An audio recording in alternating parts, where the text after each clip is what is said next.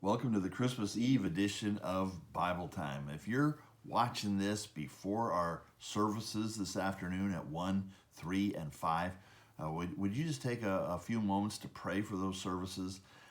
To pray that the children singing, that would be a real blessing, that the familiar songs that we sing would impact our hearts, that thinking about why it is exactly that we're celebrating Christmas, that would cause us all to really think carefully about Christ and who he is and what he's done, why he came into the world. I'd ask you just to simply pray for those services that are happening there today. And we're looking in Bible time at Psalms 12 and 13 today. And again, these Psalms read like current events. I mean, Psalm 12, it's like, where are the godly? The psalmist is saying, where are they? Where have they all gone? And the way he describes the situation is, we're living in a culture of lies. Does that sound familiar? I mean, we can't act like what's going on in the world today is something new. Sin has been the problem forever, and sin manifests itself in certain ways. And here we see a culture of lies. And so he seeks action from God. In fact, it's interesting how he says this in verse 3, may the Lord cut off all flattering lips, the tongue that makes great boasts. Those who say, with our tongue we will prevail, our lips are with us, who is master over us?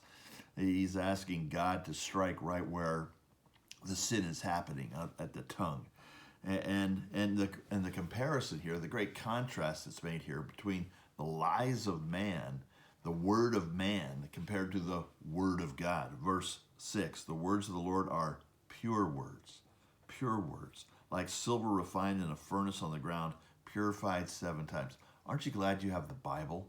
Aren't you glad that in a culture of lies, you can pick up the Bible and know that you're getting 100% truth? We should be so thankful for the Word of God. And the Word of God assures you and me, if we're followers of Christ, it assures you and me, like it says in verse 7, that God will keep us all the way to the end. He will guard us all the way to the end. We may live in a culture of lies, but the Lord will protect us and keep us all the way to the end. And so we can be thankful for that. And again, Psalm 13, it sounds a similar note. Like he feels forgotten. He's surrounded by his enemies. But as we see in these Psalms, the pattern, I mean, here's the situation. It's a bad situation. I've got enemies. There's things are coming against me. I'm living in a culture of lies, all of these things. But the psalmist, and in this case, we're told specifically it is David, his thing is to turn to the Lord. Is that what you and I are doing? Or when we're feeling like everything's going against us, do we turn to the Lord, like we see David doing? He puts his confidence in the Lord, and the Lord is more than deserving of that confidence, because as he says in verse 5, I have trusted in your steadfast love. God's promises are for sure. They will last forever. My heart will rejoice in your salvation, and I trust that that's what you're doing as you think about Christ coming into the world to seek and to save the lost, to give salvation to those who were under condemnation. I trust that you're rejoicing in him. And then it talks about how, verse 6, I will sing to the Lord because he has dealt bountifully with me. He's given me way more than I could have ever even imagined.